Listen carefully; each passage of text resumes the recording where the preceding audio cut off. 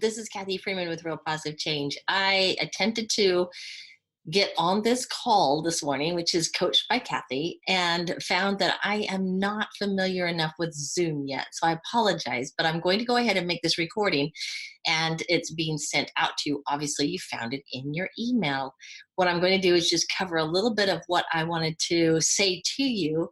And unfortunately, I won't be able to because there's no one here. I did have someone that came on the call earlier, but I couldn't figure out how to get them unmuted so that they could participate in the call.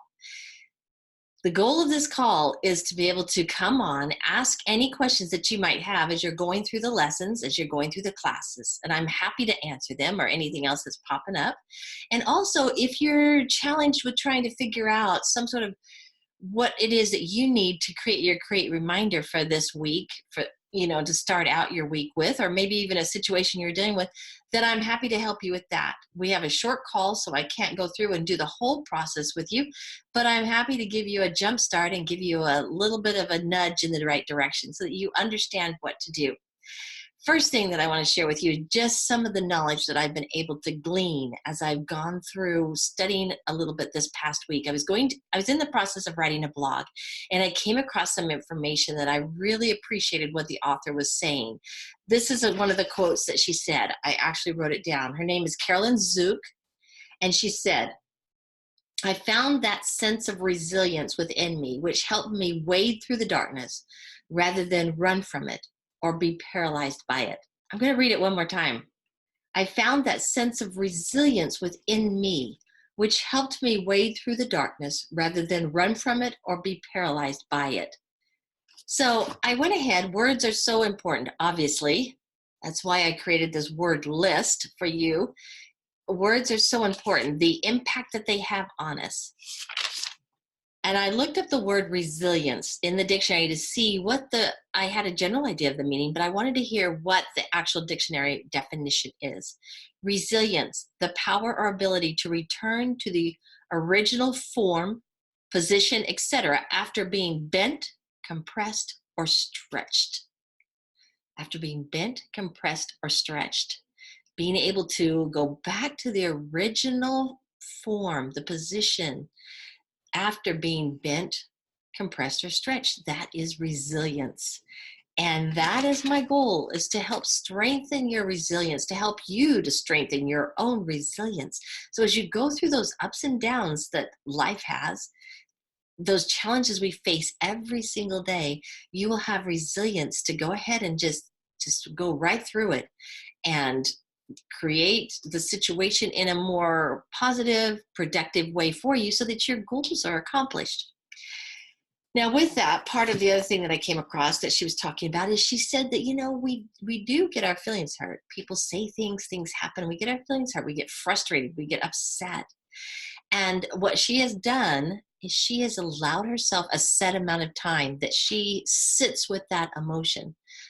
I'm going to take a moment and rephrase some of this, repeat something that maybe you've heard me say before, but if you haven't and it's new to you, I think it's very, very important. Situations happen, situations occur. From that situation, we have a thought, a perception of that situation that comes to our mind.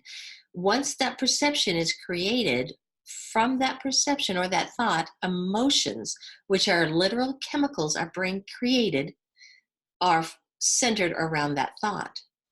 We feel those chemicals. That's what creates the emotion. And then from that, we react, we respond. And so it's really good to see if you're responding good in a situation, you've got control, something negative may happen, but you're responding in a great way, then perfect. You're on track. Your thoughts are in a good, positive direction so that you're not being affected by it. But if you're finding that you're getting frustrated or your feelings are getting hurt or you're getting upset easily, then your thoughts is the key. You need to go back towards that direction and really take a look at what is it that I'm thinking? What is my perception about this? And once you zero in on that, then you can change. You can say, that's really not what I want. I want something totally different. I want to go in a different direction. And then you're able to create that direction simply by creating a different thought. That's why I created Create Reminders as a tool to be able to help you. There are so many thoughts in there, so many words, phrases that are positive and productive to help you to create that direction that you want to go in. So she said, let me go back to now what she said. She said she gives herself a set amount of time. I think it's 10 minutes that she goes. And she says, I feel that sorrow or that hurt or that pain for 10 minutes. And then once that's over with, I let it go.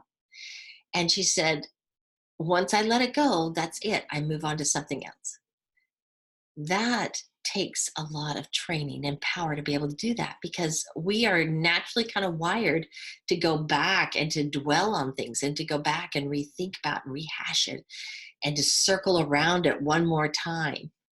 And so to be able to train ourselves and to stop and to let it go is paramount. It's important. It's the key to do something, to be able to accomplish something. So how do we do that? How do we really let something go?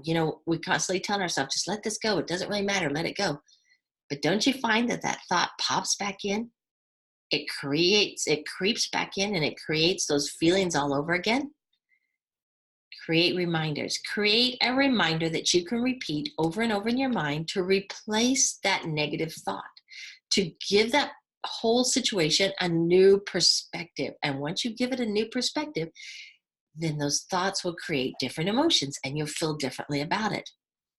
So I was going to write in my blog, I'm going to add the statement. If you want to stay in a negative state of mind, then choose to dwell on the negative emotion and replay things over and over in your mind.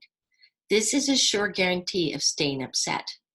And I had the opportunity to experience this just last night. A situation happened, hurt my feelings, upset me. And so at first I was not reacting very well, but then I pulled myself together and I decided I'm not going to react, but I still was holding on to those feelings, those hurt feelings, those hurt, frustrated feelings. And instead of just giving myself a set amount of time and then creating a different statement, I just kept rolling it over and over and over in my mind.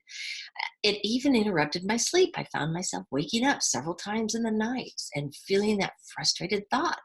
So if you're not sleeping well, you might take a look at what it is that's causing you some anxiety. What are your thoughts? What are you focusing on and you're thinking about? Because it's disrupting your ability to feel peaceful and to relax and to sleep.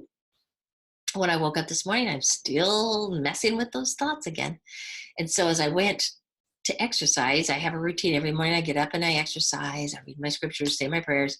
I try to take care of my own self-care before I go out and do something else. And so I decided I was not on the path to where I could be really productive today. And I needed to create a different statement for my mind. And I went in and I did that. I found a statement. I found something that I could replace those feelings, those thoughts, and be able to create a whole different attitude, a whole different feeling about the situation so that I can go ahead and be productive today rather than still feeling like I'm carrying that lug on my back of emotion and frustration. So that I encourage you, when you are faced with something, instead of sitting there, give yourself a set amount of time. Go ahead and acknowledge the feeling, acknowledge that you feel this way. Give yourself a set of time, amount of time to feel it. And then from that point on, change the thought, move to a different direction. Now, I'm going to jump over into the word list. And I wanted to zero in on a particular area for you today. And that is the area of 200. Remember, I told you in the classes that any of the words that are above 200 are going to be productive. They're going to be positive. They're going to give you a sense of a feeling of that it's possible, okay? And any of the words that are below 200 are going to be words that cause you to revisit that whole experience, to feel stuck, to feel hopeless, to feel different negative emotions. So anything below above 200, and basically the word 200 itself represents the word courage. So it takes courage to be able to step forward, doesn't it? It takes the decision that you're through being stuck where you are, feeling what you've been feeling, and to muster up the courage to go forward and do something different.